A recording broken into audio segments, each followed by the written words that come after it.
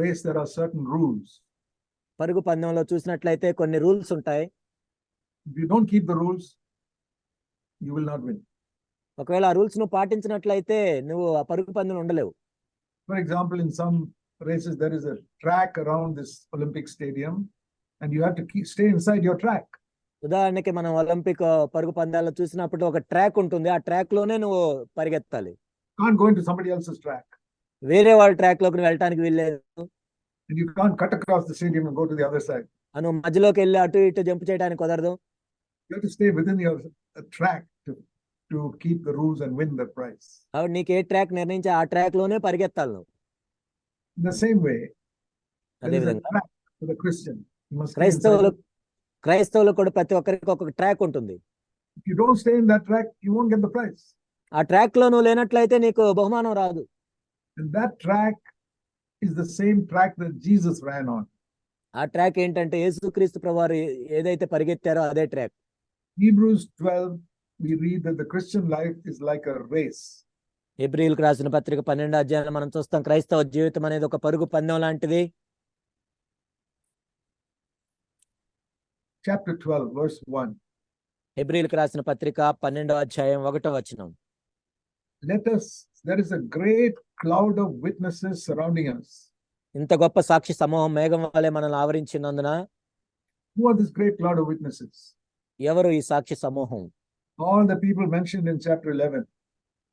11వ అధ్యాయంలో ఎవరి గురించి అయితే ప్రస్తావించారో వాళ్ళందరూ. Beginning with Abel, Enoch, Noah, ఏబెలు, హనోకు, నోవహు, Abraham, Moses, Moshe, and many others like that. అలాంటి వాళ్ళు అనేక మంది గురించి అక్కడ ప్రస్తావించారు. David, Samuel, దావీదు, సమూయేలు. They are all in heaven now. They have finished the race. They are watching us. కాబట్టి వాళ్ళు పరుగు పందెం అయిపోయింది, వాళ్ళు పరలోకంలో ఉన్నారు, మనల్ని చూస్తున్నారు వాళ్ళు ఇప్పుడు. They are like the people in the stadium watching the people running. కాబట్టి స్టేడియంలో కూర్చొని చూస్తూ ఉంటారు వేరే వాళ్ళు పరిగెత్తేటప్పుడు, అలా ఉన్నారు వాళ్ళు. We haven't gone to the stadium yet. We are still running in the race. మనం ఇంకా ఆ స్టేడియం దగ్గరికి వెళ్ళలేదు కానీ ఇంకా పరుగు పందెంలోనే ఉన్నాం. So it says here how we must run the race. మరి మనం ఎలా పరిగెత్తాలి? It says in verse 1, we must run with endurance the race set before us. కాబట్టి మనకు ముందుగా ఉంచబడిన ఆ పందెములో ఓపికతో పరిగెత్తాలి. Don't give up. That's the meaning.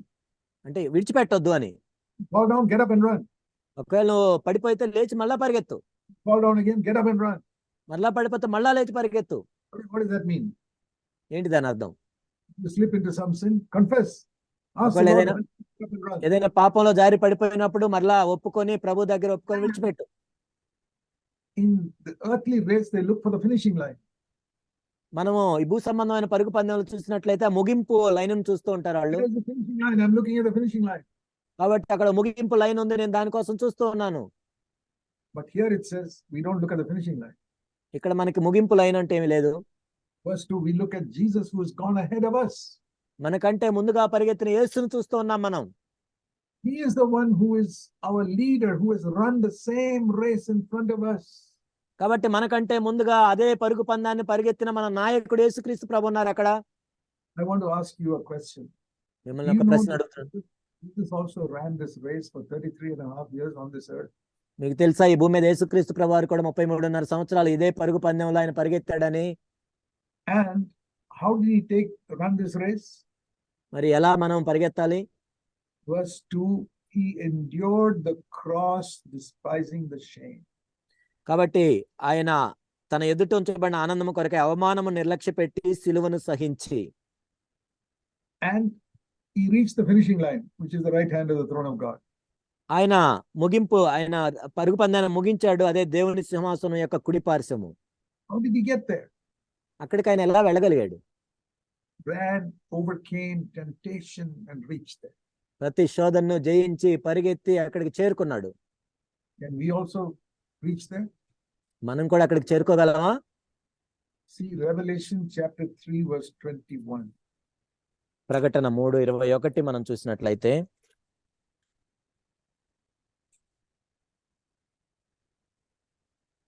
it's a very important verse. Revelation 3:21. ప్రకటన 3:21 ఎంతో ప్రాముఖ్యమైన వచనము. It's not for all believers.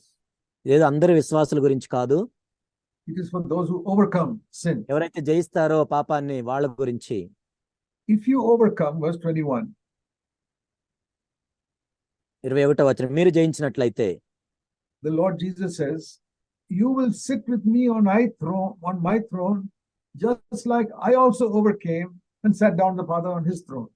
నేను జయించి నా తండ్రితో కూడా ఆయన సింహాసనం మందు కూర్చుని నేను ప్రకారం జయించువాని నాతో కూడా నా సింహాసనం మందు కూర్చుండని ఇచ్చేదను. So he's not telling us to run a race that he did not run himself. ఆయన పరిగెత్తనది మనల్ని పరిగెత్తమని ఏం చెప్పట్లేదు ప్రభు. I remember when I was in the military, నేను మిలిటరీలో ఉన్నప్పుడు they taught us, మాకు ఈ విధంగా చెప్పారు. you are an officer.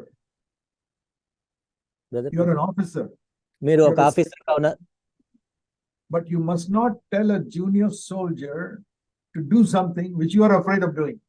ఒక జూనియర్ సోల్జర్ కి నువ్వు ఏదైతే చేయడానికి భయపడతావో జూనియర్ సోల్జర్ కి నువ్వు చెప్పకూడదు. You can't say, okay, you go and fight, I'll stay at the back. నేను ఇక్కడ కూర్చుంటా, నువ్వు వెళ్ళి యుద్ధం చేసిరా అని చెప్పకూడదు. Then he's facing the danger, I don't have to face the danger. ఆయన ప్రమాదంలో ఉంటాడు కదా, నేనైతే ప్రమాదంలో ఉన్నాను. That's not a good leader. మంచి నాయకుడు కాదు ఆ వ్యక్తి. We were taught, if you're a leader, you must go in front and face the danger yourself first. నీవు నాయకుడు అయితే మొట్టమొదట నువ్వు ముందు వరుసలో నిలబడి ఆ ప్రమాదాన్ని నువ్వు ఎదుర్కోవాలి మొట్టమొదట. Don't tell the others to go ahead, you must tell the others, follow me. కాబట్టి నువ్వేదో వెనకుండి వేరే వాళ్ళ ముందుకి నెట్టడం కాదుగా, నువ్వు ముందుండి నన్ను వెంబడించని చెప్పగలగాలి. So they've taught us to do everything that all the soldiers have to do. కాబట్టి ఆ సైనికులు ఏదైతే చేస్తారో అవన్నీ కూడా మేము కూడా చేసేటట్లు నేర్పించారు. That is how Jesus was as a captain of our race. యేసుక్రీస్తు ప్రభు కూడా మన పరుగు పందానికి నాయకుడిగా ఆ విధంగా ఉన్నాడు. It says here he endured the cross, and that's how he reached the finishing line. ఆయన సిలువను సహించి ఆ పరుగు పందాన్ని ముగించాడు. You read that in verse 2. 2వ వచనం మనం చదువుతాం. And what does he tell us? మరి ఆయన ఏం చెప్తున్నాడు మనకి? Turn to Luke 9 and verse 23. లూకా 9:23 మనం This is one చూసినట్లయితే of the most important verses for Christians, ఈ క్రైస్తవులకు ఎంతో ప్రాముఖ్యమైన వచనం. because this is the one thing that Jesus said we must do every day. ప్రతి దినము మనం చేయాల్సిన పని గురించి ఇక్కడ యేసుక్రీస్తు ప్రభు చెప్పారు.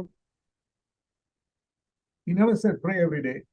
ప్రతిరోజు ప్రార్థన చేయమని ఆయన చెప్పలేదు, He said pray always. కానీ ఎల్లప్పుడూ ప్రార్థన చేయమని చెప్పారు. Because prayer is like breathing. You can't stop breathing. ఇక్కడ ప్రార్థన అనేది శ్వాస లాంటిది, మనం శ్వాసను ఆపలేము. We're on our knees all the time, but we are in fellowship with God all the time. That is prayer. మనం ఎప్పుడు మోకాళ్ళలోని ప్రార్థన చేయలేము, కానీ దేవునితో సావాసం కలిగి ఉండొచ్చు ఎప్పుడు.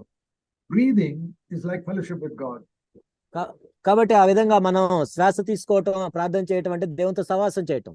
I never stop breathing and I never stop fellowshipping with God. కాబట్టి నేను శ్వాస తీసుకోవటం ఎప్పుడు మానేయలేదు, దేవునితో సహవాసం కూడా ఎప్పుడు మానేయలేదు. Even when I'm doing the most important work, I'm breathing. నేను ఎంతో ప్రాముఖ్యమైన పని చేస్తున్నప్పటికీ నేను శ్వాస తీసుకుంటూ ఉంటాను. Sisters, when you're cooking food in the kitchen, you're breathing. సహోదరులారా, మీరు వంటలు చేస్తున్నప్పుడు కూడా మీరు శ్వాస తీసుకుంటారు. You brothers who are working in the office, while you're working there, you're breathing. కాబట్టి సహోదరులు, మీరు ఆఫీస్ లో పనిచేస్తున్నప్పుడు కూడా మీరు శ్వాస తీసుకుంటారు. So fellowship with God must be like that. దేవునితో సహవాసం కూడా అలా ఉండాలి All the time. ఎల్లప్పుడూ. While you're cooking, while you're working, Lord, I'm in fellowship with you. నువ్వు వంట చేస్తున్నప్పుడు, పని చేసుకుంటున్నప్పుడు ప్రభా నీతో సహవాసం కలిగిన. That doesn't mean I'm talking to God all the time. అంటే ఎల్లప్పుడు దేవునితో మాట్లాడుతున్నానని కాదు, My connection with God is perfect. కానీ దేవునితో నాకున్న సంబంధం అనేది సంపూర్ణంగా ఉంది. How if an electric wire is broken, the light goes off. Electric wire తెగిపోయినట్లయితే లైట్ వెలగదు, Then you have to fix it again. దాన్ని మరలా నువ్వు కనెక్ట్ చేయాలి. So when does our connection with God get broken? ఒకవేళ దేవునితో మన సహవాసం అనేది తెగిపోయింది అనుకోండి, When my conscience tells me you did something wrong. నా మనస్సాక్షి నాతో చెప్పినప్పుడు నువ్వు ఒక తప్పు చేశావు, The way you spoke to that person was not good. ఆ వ్యక్తితో నువ్వు మాట్లాడిన విధానం సరిగా లేదు, Then the electric wire is broken. అప్పుడు మన ఎలక్ట్రిక్ వైర్ తెగిపోతుంది. Then the light of God in your life has gone. It's become dark. అప్పుడు దేవుని యొక్క వెలుగు అనేది మన హృదయంలో నుండి వెళ్ళిపోయి చీకటి వస్తుంది. So if an electric wire is broken, what do? We connect it up again. Electric wire తెగిపోయినప్పుడు ఏం చేస్తాం? మరలా మనం అంటిస్తాం, And then the light burns again. ఆ తర్వాత మరలా వెలుగు వస్తుంది. Same way, when our conscience tells us you hurt somebody, అదేవిధంగా మన మనస్సాక్షి కూడా నువ్వు ఒక వ్యక్తిని గాయపరిచావని చెప్పినప్పుడు go and fix up that wire again. ఆ వైర్ని మరలా కనెక్ట్ చేస్తాం. How's that? I go to him and I say, please forgive me, brother. I'm sorry. ఎలా చేస్తామంటే ఆ సహోదరుడి దగ్గరికి వెళ్ళి నన్ను క్షమించు, నేను ఇలా చేశానని అడుగుతాం. Then the wire is connected and the light of God burns in my life again. ఆ తర్వాత మరలా వైర్ కనెక్ట్ చేయబడుతుంది, దేవుని యొక్క వెలుగు అనేది నాలో వస్తుంది. If you signed something wrong, ఒకవేళ ఏదైనా తప్పుడు సంతకం పెట్టినట్లయితే ఆఫీస్లో go and tell your boss and say, I'm sorry, sir, that was wrong. I want to correct it. నీ బాస్ దగ్గరికి వెళ్ళి నేను తప్పు చేశాను సరిచేయమని అడగొచ్చు ఆయన. You won't lose your job. Your boss will appreciate you as a truthful person. నిజానికి నీ ఉద్యోగం నువ్వు కోల్పోవు, కానీ నీ బాస్ నిన్ను అభినందిస్తాడు నువ్వు యథార్థంగా ఉన్నావని. So remember this, whenever your conscience tells you you did something wrong, the connection is broken. కానీ ఎప్పుడైతే నీ మనస్సాక్షి నువ్వు తప్పు చేసావని చెప్తున్నప్పుడు ఏమవుతుందంటే నీ సంబంధం అనేది తెగిపోతుంది. You can't finish the race till this is connected up. మరలా నువ్వు కనెక్ట్ చేసిన దాకా నువ్వు ఈ పరుగు పందాన్ని ముగించలేవు. So there is only one thing Jesus said we must do every day. కాబట్టి అనుదినము మీరు చేయవలసిన పని ఒకదాని గురించి యేసుక్రీస్తు ప్రభు చెప్పారు. That is Luke 9:23. లూకా సువార్త 9:23. Every day take up the cross and follow Jesus. అనుదినము ప్రతిదినము తన సిలువను ఎత్తుకొని నన్ను వెంబడింపవలెను.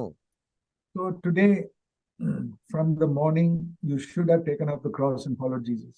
ఈ రోజు ఉదయం నుంచి కూడా మీరు ప్రభు యొక్క సిలువను ఎత్తుకొని వెంబడించాలి ఆయన్ని. Tomorrow morning when you get up, take up the cross and follow Jesus. రేపు మీరు లేచినప్పుడు మరలా ప్రభు యొక్క సిలువ ఎత్తుకొని వెంబడించాలి. Every day that's what we are to do. ప్రతిరోజు కూడా మన సిలువను ఎత్తుకొని మనం వెంబడించాలి.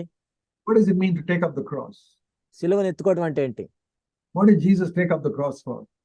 యేసుక్రీస్తు ప్రభు దేని గురించి తన సిలువను ఎత్తుకున్నాడు? He's not only telling us to take up the cross, he's saying take up the cross and follow me. అంటే కేవలం సిలువ ఎత్తుకోవటం కాదు, మీ సిలువను ఎత్తుకొని నన్ను వెంబడించండి. That means he's also taking up the cross. అంటే ఆయన కూడా సిలువ ఎత్తుకొనే ఉన్నాడు. That is how he ran the race.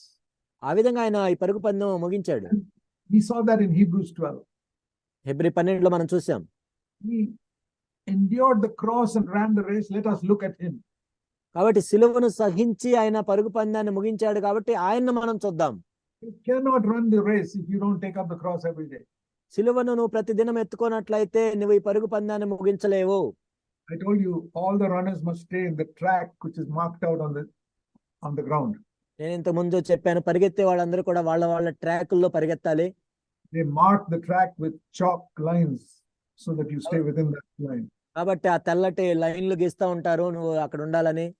Those white lines, you must stay within it. కాబట్టి ఆ తెల్లటి లైన్స్ మధ్యలోనే ఉండాలి మీరు.